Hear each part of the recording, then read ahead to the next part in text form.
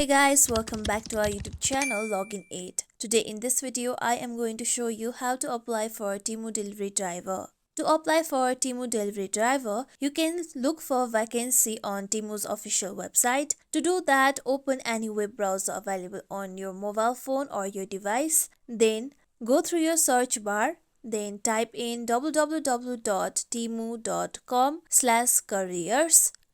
Then tap on the arrow icon. With that, here you'll be taken to Temu's official career details page.